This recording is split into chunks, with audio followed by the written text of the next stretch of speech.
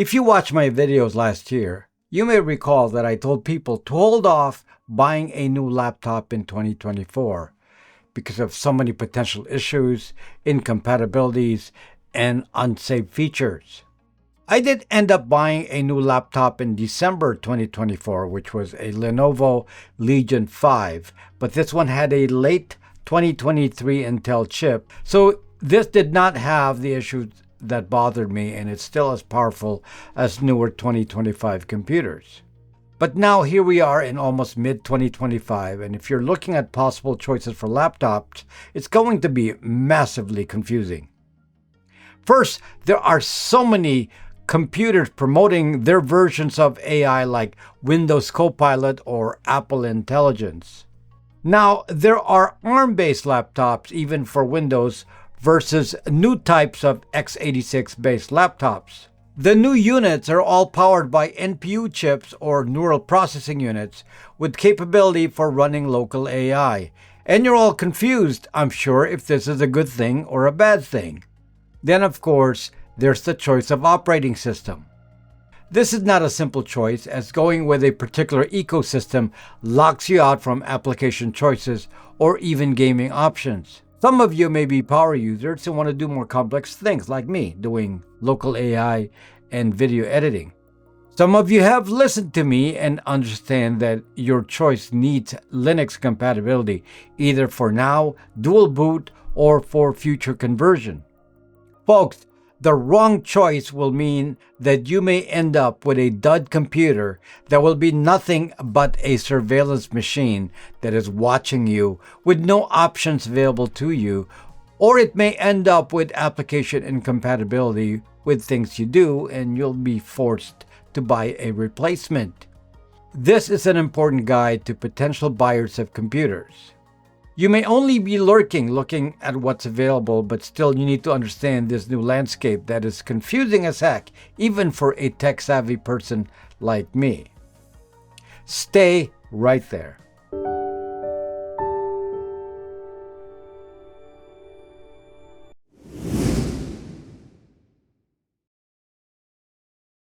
Let's first make sure we know the laptop players. First, you have to make your choice regarding operating systems. If you choose an Apple macOS device, then you will be locked into the Apple ecosystem. This means you really will have no choices with alternate operating systems, and you will also be prevented from running many popular games. The main claim to fame for Apple is long battery life with great performance, but this is thrown against the potential negatives.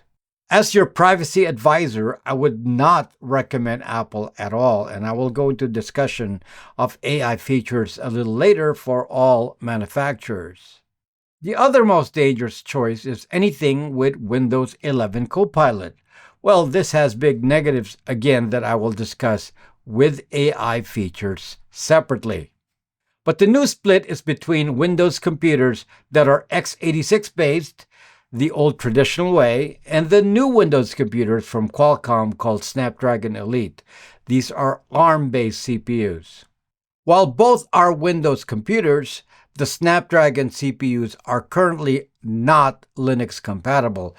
So if you get one of these, then you're kind of stuck with Windows. I'll get into more about Linux compatibility a little later as well, and I'll tell you why this is important. Then even among x86 CPUs based on AMD and Intel, you have another fork in the road. AMD is the most confusing product naming conventions you can imagine, and it's hard for a casual techie to understand what you could be buying. Intel doesn't make it easy either. New CPUs called Lunar Lake for laptops and Arrow Lake for desktops have their own issues. So there, I mentioned all the players, and it's time to get to the nitty-gritty. The push for AI. The biggest push among all manufacturers of computers and the OS makers Apple and Microsoft is, of course, to sell you on buying a new computer because of AI. Well, I'm going to tell you that in 2025, I'm happy to say that this concept is not selling. People are not getting why you need to run a local AI that is embedded in your operating system, meaning Windows or Mac OS. And in fact, people are realizing the truth about the privacy invasion. Look at the super stupid concept of Windows CoPilot, for example, with the feature called Windows Recall. Windows Recall uses screenshots every few seconds to capture what you're doing on screen. This then removes any chance of privacy because the computer basically uses a technology called See What You See. So there will be no private communications or even private viewing of any media. The AI will know everything you do. The supposed benefit is that the AI will know you deeply and can function as your personal assistant. I'll discuss this failed concept in another video a little more. But in the meantime, people are not understanding the application of AI in real use, privacy issues aside. And while we already know the technique Microsoft will be doing, Apple has already previewed the same approach of scanning media using their old module called Media Analysis D. So while the specifics of Apple Intelligence are not yet clear, the mechanism has to be the same. They see what you see. Both Apple and Microsoft use the ChatGPT-based AI from OpenAI, so they use the same technologies. Thus, expect them to do similar things. The main takeaway here is that you must not make a choice of computer based on who you think has some safer AI, because I assure you they will be equally bad, and Apple was first in scanning your content, or the term is client-side scanning. New computers all have NPU chips built in, and many of you are avoiding computers with NPU chips, thinking you will be safe from this AI invasion of your device. Well, you would be attacking this incorrectly. NPU chips are actually like math coprocessors. Their main task is called matrix multiplication. This particular kind of math is heavily used in AI. NPUs themselves don't have any brains, though the term neural processing unit may make you think that. Not all AI is bad, so it's important to distinguish. There are two kinds of AI you can run on your computer. There's the AI that someone forces on you, like Windows CoPilot and Apple Intelligence, and there's the AI you control yourself and install yourself. For example, you can install Ollama AI locally and use any open source model. This is something I do. To run your own AI with complete privacy, you will need to have a powerful computer, one with a powerful NPU or a discrete graphics card like NVIDIA that's a newer model. This is the kind of computer that will do well in video editing and gaming. But if you have no interest in AI, video editing, or gaming, then you would fall in the average workload category and you will have more choices, though you should still understand what I will present for future proofing. Linux compatibility. Linux compatibility is a big deal. You might think that you're not currently a Linux user, so why would this matter? It matters because if you're running an M Silicon Mac or Windows 11, then the claws of AI watching whatever you do will begin to grip you, and you will need to find a way to escape that. The only escape is to use an operating system without embedded AI, and the only practical choice at the moment for newer computers is to use Linux. Let me give you the Linux compatibility landscape in 2025. And mind you, some of this information is very new. I would have given a different answer in late 2024. If you're using an Apple M Silicon computer, M1 to M4, then there is a single Linux distro you can use, and it is Asahi Linux. While this is good enough as an occasional use Linux computer, it is not full-featured and there are many missing capabilities. First, it will not utilize the full capability for power saving that Mac OS provides. So this cancels out the main benefit of M Silicon chips. Then many basic features like hardware video decoders will not work. So for practical use, this is troublesome. This may improve in the future, but when it will be ready for prime time is anyone's guess. The next product group with huge issues with Linux compatibility is Snapdragon Elite computers. Because Qualcomm is having compatibility issues with Windows apps and are basically having a hard time with their reputation, it is apparent that they basically paused their investment of time in Linux compatibility. It's almost like Linux development has come to a standstill. So at this point, do not buy Snapdragon laptops, as you will be stuck with Windows CoPilot and many Windows app incompatibilities. This would be the most troublesome selection right now. I had high hopes for Snapdragon because of power-saving options, but aside from what I mentioned, its GPU performance is also subpar. It's really hard to recommend Snapdragon to any in my community, as I cannot see any good points. No way out of the privacy problems when you're locked into Windows CoPilot and Windows Recall. When it comes to Intel, there's some signs of good news. For example, Ubuntu has now certified certain laptop models as compatible with the newest Lunar Lake chips. Intel Lunar Lake chips, which are the ones now called Intel Core Ultra Series 2, are AI-ready CPUs with a fairly capable GPU called Arc. This means they can run local AIs on Linux, so perfect for running Ollama. They have low power use similar to Snapdragon while sticking to the same x86 architecture. And because they are true x86 with no emulation, they are compatible with standard Windows apps, including games. This means that depending on the laptop they're on, these would be recommended in general for both local AI use and Linux. If you're interested in running more capable AI features in Linux, then I would advise sticking to those CPUs with NPUs or those with an NVIDIA GPU. So that limits you to models no older than 2023. The older Intel chips called Meteor Lake are typically in the 13th or 14th gen, and you will know this because the Intel CPU will start with 13 or 14. But I would only buy these models if the price is right and if they have an NVIDIA GPU. Otherwise, I would buy a newer computer to ensure long-term compatibility. By the way, Intel is announcing a new generation of chips that moves Lunar Lake forward some more.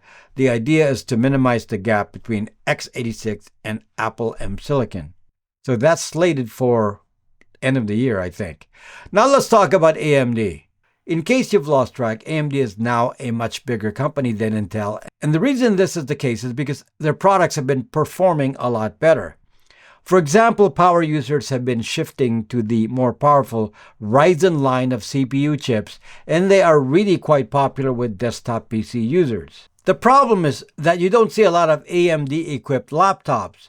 I don't know why this is, but usually when I'm looking for AMD laptops, the one manufacturer that seems to have them is ASUS. ASUS also invested quite a bit in the Snapdragon line, which I told you to avoid. But you don't have to avoid AMD. The neat thing about AMD is that it is mostly Linux compatible. The chips from 2024, which is the line called Zen 4, is not going to give you a problem with Windows or Linux. But there's always minor glitches with new chips, like computers using the new Zen 5 architecture, which is from 2025. So that may require a few Linux updates to resolve minor issues. If you go with a high-end Zen 4 and Zen 5 chips from AMD, you will be surprised because their GPUs perform just slightly below their equivalent NVIDIA counterparts. This means you should have good AI processing performance while saving a few bucks. Recommended model families. Understanding my focus here on more long-term power uses like local AI and Linux compatibility, I'm going to tell you my experience with certain model families of computers. The one that surprised me recently were computers from System 76. Usually System 76 has old CPUs. Since being a smaller manufacturer, they cannot get the latest and greatest. But the main benefit from System 76 is absolute Linux compatibility. System 76 makes the distro Pop! OS, which I also use. It is based off Ubuntu, and I was happy to go to their website and actually see that their new computers are running Lunar Lake CPUs. If you're not an expert Linux user, this is the best option to get one with Linux straight out of the box. You can still dual boot with Windows if you wish, but at least you have the advantage of full compatibility with both. Also, if you change the hardware on a System 76, they do not invalidate your warranty. And while prices on System 76 used to be on the high side, they are now quite competitively priced. The other manufacturer selling Linux computers is Starlabs. This is a good lower-end choice, but be aware that they are using older Intel chips, so these are not as suitable for the power user doing AI. Their computers have Linux pre-installed as well, just like System 76. Maybe next year they'll have the higher-end chips. I had a Starlabs in the past, though I broke it some time ago. There are some particular manufacturers that make product families that seem to always be Linux compatible. The two companies that have a really good track record here are Dell and Lenovo. From Dell, the most reliable model family has been the XPS line. I personally had and still have a Dell XPS 13 and Dell XPS 15. Both of these are problem-free with Linux compatibility. The XPS 15 comes with an NVIDIA GPU option, so it is great for AI work. The new Dell XPS 13 with Intel Core Ultra Series 2, meaning Lunar Lake, should also function well with AI. You cannot change the memory on a Lunar Lake chip, so you would have to buy 16 gigabytes at the very least and possibly 32 gigabytes for a long term. The XPS 13 is specifically in the ultra-portable thin and light category, so this is a great all-arounder.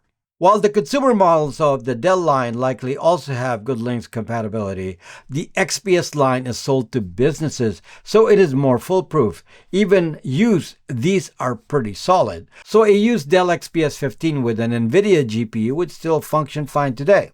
From Lenovo, I've had really good success. Since they cater primarily to business, they almost always have Linux compatibility and have good power, though they're more on the pricey side. I currently have a Lenovo X1 Carbon, which is an ultra-portable like the Dell XPS 13. The new model with Intel Core Ultra Series 2 will, of course, perform well for the long run. They are expensive as heck, though. I have a very powerful Lenovo Legion 5, which is actually marketed as a gaming laptop. The Legion series is highly recommended for AI work, and they're all Linux compatible. I bought a model that was a year old already, so I got a good price on it, as it had an NVIDIA 4070 GPU on it.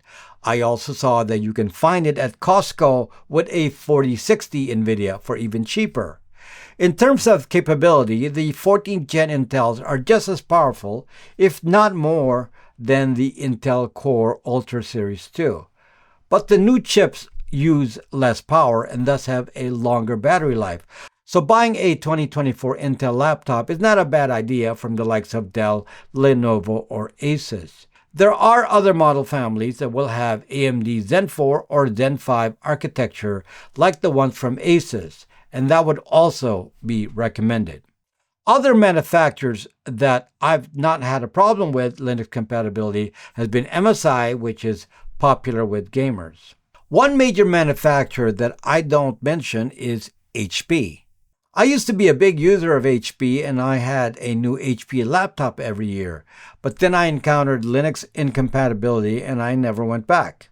If they put in new hardware and don't invest time to send their drivers over to Linux for inclusion, then they're a bad choice in my book. Likely older HPs, which will not be good for AI use, will have Linux compatibility, but new HPs will always be a crapshoot.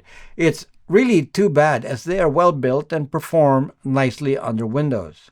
But we are in a new age and we need to be able to respond with solutions when OS makers forcibly want to see what we see.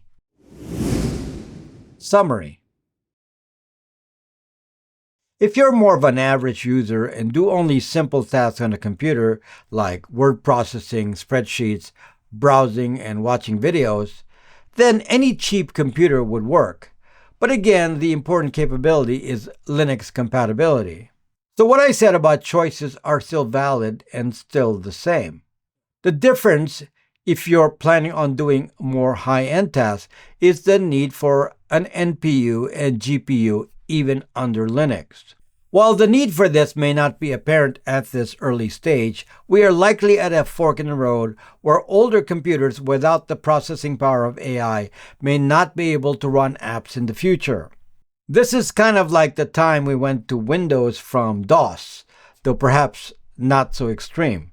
Thus, my recommendations are more about future-proofing and also the capability for privacy protection. You don't want to be locked into a surveillance device and have no options due to lack of funds. But understand that the extra capabilities also mean a higher price.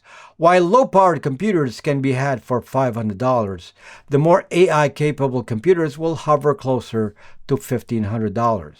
They will, however, have quite a bit longer lifespan of use. Or you can buy them used next year to save money, and they will likely be on sale at the end of the year.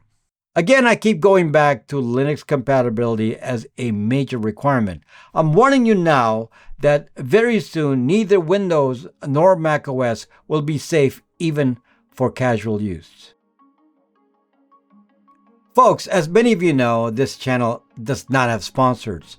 Instead, we rely completely on community support to keep us going. Hopefully, we give you enough information that you find good value.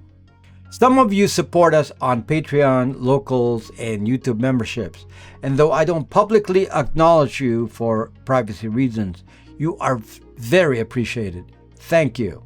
For most of our support, we instead strive to provide products and services that help you in your privacy journey.